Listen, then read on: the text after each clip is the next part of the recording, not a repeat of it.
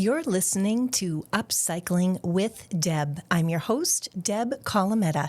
You can follow me on Facebook and Instagram at Deb Colameta. I hope you'll go to my website, thedebsite.com, to get your free downloadable guide. When I was in college, I was chatting with one of my mentors, and I was explaining about how someone at work had asked me a question that made me feel really uncomfortable. People tend to do that, whether it's with kids or college kids or anybody younger. They ask questions that are like none of their business. And I was raised to be very polite and respectful, and those are all good things. I didn't want to necessarily snap back with, "It's none of your business," or something like that. That seemed like it was kind of overkill, especially if somebody didn't seem to have a hidden agenda. It was just a question I didn't really want to answer. So what do you do in cases like that?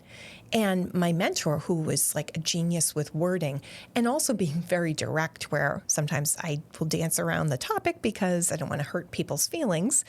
And she had a perfect answer. I would keep this at the front of your mind and have this in your communication toolbox. Ready? Somebody asks you an uncomfortable question. You look them square in the eye and you say, why do you ask that?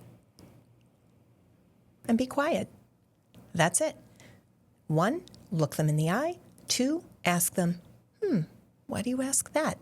3, wait. Be quiet. Easy. And I found that has gotten me out of a few sticky conversations that I didn't want to be having. And it also reveals a lot about the person asking that original question. If they have an agenda that seems totally innocent, or they start to explain themselves, then that gives me context for how to answer. And I can answer, if I choose, by giving them the information, or they might back down or backpedal or whatnot if they didn't have a reasoning for asking that was, in my best interest. So it's a great communication strategy in a way. It's like verbal Tai Chi. You're taking the energy that they've thrown at you and you are repackaging it and throwing it back to them, totally in a polite way, but you're standing up for yourself and you're respecting your own boundaries and you're being perfectly polite about it. They get to ask the question. Why don't you get to ask for clarification? Totally within your right. And yes, there are several cases I can think of where a response, "It's none of your business," is perfectly appropriate as well. Also, the strategy just gives me a couple of extra seconds to calm myself and not be so emotional in a quick response, not to have verbal diarrhea and reveal more than I wanted to reveal. It gives me a couple of seconds to catch my breath and think about what I want to say.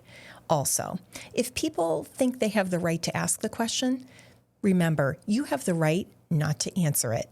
Thanks for listening to this episode of Lil Debi, a bite-sized version of the longer podcast, Upcycling with Deb. I'm your host, Deb Colameta. You can reach me on Instagram and Facebook at Deb Colameta, or go to my website, thedebsite.com.